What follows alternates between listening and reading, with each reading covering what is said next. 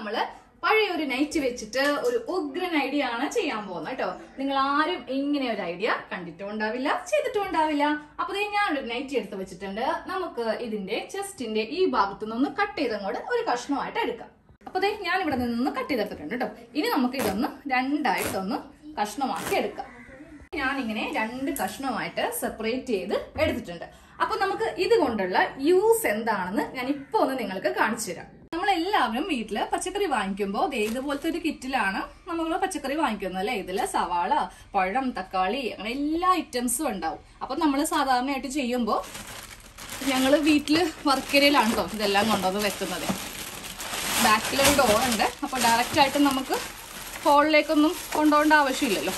അപ്പൊ ഇങ്ങനെ കൊണ്ടുവന്ന് ഇവിടെ കൊണ്ടുപോകുന്നത് കൊണ്ട് ഞാൻ സാധാരണ എടുത്ത് അമർത്തിയിടും. പിന്നെ ഇതിന്റെ അകത്തുനിന്നൊരു വിരകാണ്.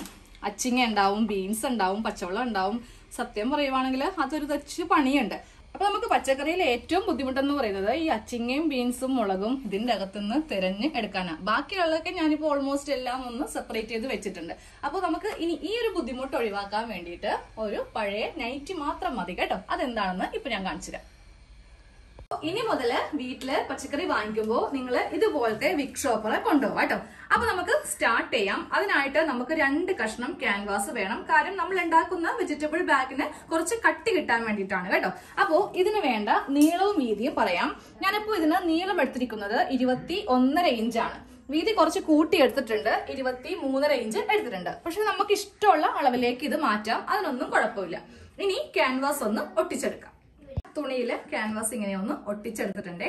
ഇനി വേണം നമുക്ക് സൈഡൊക്കെ ഒന്ന് കട്ട് ചെയ്ത് കറക്റ്റ് ഞാനിപ്പോ പറഞ്ഞ അളവില്ലേ അതിലോട്ടൊന്ന് മാറ്റാനായിട്ട്. നമുക്ക് 2 കഷ്ണം ലൈനിങ് തുണി കൂടെ വേണം കേട്ടോ. ഇതേ അളവിലുള്ള 2 കഷ്ണം തുണി വേണം. അപ്പോൾ അവ തമ്മിൽ നമുക്കൊന്ന് തയ്ച്ച് വെക്കാം. ഒരു കഷ്ണം ഇങ്ങനെ എടുക്കാം. ലൈനിങ് വെക്കുമ്പോൾ ഇതിന്റെ ഉൾഭാഗത്ത് വേണം വെക്കാൻ വേണ്ടിയിട്ട്. നല്ല വശത്താണ് നൈറ്റിയുടെ ഈ ഭാഗം ഉള്ളത്. അപ്പൊ ഇനി ഉൾഭാഗത്ത് ഈ ലൈനിങ് കഷ്ണം വെച്ചിട്ട് 4 വശം ഒന്ന് തയ്ച്ചെടുക്കാം. ഇങ്ങനെ അങ്ങോട്ട് 4 വശം തയ്ക്കാം. ലൈനിങ്ങുമായിട്ട് ഇങ്ങനെ നമ്മളൊന്ന് തയ്ച്ച് എടുത്തിട്ടുണ്ട്. ഇനി വേണം നമുക്കിതില് കുറച്ച് പോക്കറ്റ്സ് ഒന്ന് വെച്ച് കൊടുക്കാൻ വേണ്ടിയിട്ട്. ഞാൻ കാണിച്ചു തരാം. ഞാൻ ഓൾറെഡി ഒരെണ്ണം ഇപ്പോൾ ചെയ്തെടുത്തിട്ടുണ്ട്. ഇത് എങ്ങനെയാണ് വെക്കുന്നതെന്ന് കാണിച്ചു തരാം കേട്ടോ. ഇതുപോലെ ഇങ്ങനെ ഓരോ പോക്കറ്റ് ആയിട്ട് ഞാനിപ്പോ ഒരു ഭാഗത്ത് 4 പോക്കറ്റ് ആയിട്ട് വെച്ചിട്ടുണ്ട്. 2 എണ്ണം അത്യാവശ്യം നല്ല വലുതും 2 എണ്ണം ചെറുതും. ഇവിടേക്ക് നമുക്ക് സവാളയോ ഉരുളക്കിഴങ്ങോ ഒക്കെ ഇടാം. പച്ചമുളക്, ഇഞ്ചിയൊക്കെ ചെറുതിലും മതി. അപ്പൊ നമുക്ക് അങ്ങനെയാണ് പോക്കറ്റ് സെറ്റ് ചെയ്യേണ്ടത് കേട്ടോ. ഇതെങ്ങനെയാണെന്ന് കാണിച്ചു തരാം. ഒന്നും കൂടി ഇതിന്റെ അളവെല്ലാം കാണിക്കാൻ പോവാണ്. ഇതിന് നമുക്ക് ഹൈറ്റ് വേണ്ടത് 21.5യും വിഡ്ത്ത് കുറച്ച് കൂടുതലായിട്ട് എടുക്കാം. വിഡ്ത്ത് ഇപ്പോൾ ഇതില് 23.5 ഇഞ്ച് ഉണ്ട്. ഇനി താഴെ ഭാഗത്ത് ആദ്യമേ ഒരു 3 ഇഞ്ച് ഇവിടെ ഇങ്ങനെ മാർക്ക് ചെയ്യാം. അതിനുശേഷം 3 ഇഞ്ച് ഇവിടെയും ഇങ്ങനെ അങ്ങോട്ട് മാർക്ക് ചെയ്ത് കൊടുക്കാം. ഇത്രയും ഭാഗം വിട്ട് വേണം നമുക്ക് ബോക്സ്, അതായത് പോക്കറ്റ്സ് വെക്കാൻ വേണ്ടി കേട്ടോ. അപ്പൊ ഇതേപോലെ തന്നെ ഇവിടെയും നമുക്ക് 3 ഇഞ്ച് വീതിയും അതുപോലെ 3 ഇഞ്ച് ലെങ്ത്തും ഇങ്ങനെ അങ്ങോട്ട് മാർക്ക് ചെയ്ത് കൊടുക്കാം. കാരണം നമ്മളിവിടെ സൈഡിൽ ഇങ്ങനെ ഒരു 3 ഇഞ്ചിന്റെ ഗ്യാപ്പ് കൊടുത്തിട്ട് ലാസ്റ്റ് ചെയ്യുന്നുണ്ട്. അതിനാണ് ഇത്രയും അങ്ങോട്ട് ഗ്യാപ്പ് വിട്ടു കൊടുക്കുന്നത്. അപ്പോൾ നേരെ മുകളിലേക്ക് ഇങ്ങനെ ഒരു സ്ട്രെയിറ്റ് ലൈൻ വരച്ചു കൊടുക്കാം. എന്നിട്ട് ഇവ തമ്മിലൊന്ന് യോജിപ്പിക്കാം. ഇതിന്റെ അകത്ത് ആ 3 ഇഞ്ച് ഇവിടെയും വിട്ടിട്ടുണ്ട്, ഇവിടെയും വിട്ടിട്ടുണ്ട്, ഇവിടെയും വിട്ടിട്ടുണ്ട്. ഇപ്പൊ ഇവിടെ ഇങ്ങനെ ഒരു ബോക്സ് ഷേപ്പ് നമ്മൾ വരച്ചു കൊടുത്തിട്ടുണ്ട്. ഇത് വേണം ഒന്ന് സെപ്പറേറ്റ് ചെയ്യാൻ വേണ്ടിയിട്ട്. അപ്പൊ ഇത് എത്ര ഇഞ്ച് ഉണ്ടെന്ന് നോക്കാം. ഇതിപ്പോ 17 ഇഞ്ച് ഉണ്ട്. അപ്പൊ നമുക്കിനി ഇതിന്റെ സെന്റർ ഒന്ന് മാർക്ക് ചെയ്യാം. അപ്പൊ ഞാൻ 8.5 ഇഞ്ചില് സെന്റർ ഒന്ന് മാർക്ക് ചെയ്തു. എന്നിട്ട് ഇവിടെ ഇങ്ങനെ ഒന്ന് വരച്ചു കൊടുക്കാം കേട്ടോ, സ്ട്രെയിറ്റ് ആയിട്ട്. നമുക്ക് ഇത് ഒന്ന് സെപ്പറേറ്റ് ചെയ്യാം. അപ്പൊ ഞാനൊരു 10 ഇഞ്ച് ഹൈറ്റ് ഇവിടെ കൊടുക്കുന്നുണ്ട്, അതുപോലെ ഇവിടെയും. അപ്പൊ 10 ഇഞ്ചിലെ ഇങ്ങനെ അങ്ങ് നമുക്ക് 10 ഇഞ്ചിലെ 2 കള്ളിയും അതുപോലെ താഴത്ത് നമുക്കൊരു 7 ഇഞ്ചിന്റെ 2 കള്ളിയും ഇങ്ങനെ കൂടെ കിട്ടും. 7 ഇഞ്ചിന്റെ 2 പോക്കറ്റ് ആയിട്ട് നമുക്ക് ഇവിടെയും വെക്കാം. ഇനി ഇതൊരു തുണി വെച്ചിട്ട് വേണം തയ്ച്ച് എടുക്കാൻ വേണ്ടിയിട്ട്. സെയിം ഇതേ അളവിൽ തന്നെയാണ് ഞാൻ ആദ്യത്തേതും തയ്ച്ചിരിക്കുന്നത്. ഇത് രണ്ടും 10 ഇഞ്ചാണ്, ഇത് രണ്ടും 7 ഇഞ്ച്. നടുക്ക് ഇങ്ങനെ ഒരു പ്ലീറ്റും കൊടുക്കുക, എന്നാലേ കുറച്ച് സാധനങ്ങൾ ഇതിന്റെ അകത്ത് കടന്നു കിട്ടുള്ളൂ. സ്ട്രെയിറ്റ് ആയിട്ടാണ് വെക്കുന്നതെങ്കിൽ ഒന്നും തന്നെ കടക്കത്തില്ല. ആദ്യത്തേത് തയ്ക്കാൻ വേണ്ടിയിട്ട് ഇത്രയുള്ള തുണി എടുക്കുക. തുണി എടുക്കുമ്പോൾ കറക്റ്റ് 10 ഇഞ്ച് ഹൈറ്റ് എടുക്കരുത്, 2 ഇഞ്ച് തയ്യൽ തുമ്പ് കൊടുക്കണം. എന്തിനാണെന്നറിയോ? താഴെ ഭാഗത്ത് 1 ഇഞ്ച് മടക്കി അടിക്കണം, അതുപോലെ മുകൾ ഭാഗത്തും 1 ഇഞ്ച് മടക്കി അടിക്കണം. എന്നിട്ട് നമ്മൾ ഇവിടെ നിന്ന് സെന്റർ വരെ തയ്ച്ചു വരിക. ഒരു പ്ലീറ്റ് ഇങ്ങനെ അങ്ങോട്ട് കൊടുത്തിട്ട് സെന്റർ തയ്ക്കുക. അതിനുശേഷം വീണ്ടും ഇങ്ങോട്ട് തയ്ക്കുമ്പോഴും ഒരു പ്ലീറ്റ് ഇങ്ങനെ അങ്ങ് വെച്ചിട്ട് വേണം തയ്ച്ച് ഇങ്ങനെ അങ്ങോട്ട് തയ്ച്ചെടുക്കാൻ വേണ്ടി. എല്ലാ ഭാഗവും നല്ല നീറ്റായിട്ട് മടക്കി അടിച്ചിട്ട് വേണം ഇതൊന്ന് ചെയ്യാൻ കേട്ടോ. ഇത് ഞാൻ എല്ലാ ഭാഗത്തും ഇങ്ങനെ അങ്ങോട്ട് പോക്കറ്റ് വെച്ച് കൊടുത്തിട്ടുണ്ട് കേട്ടോ.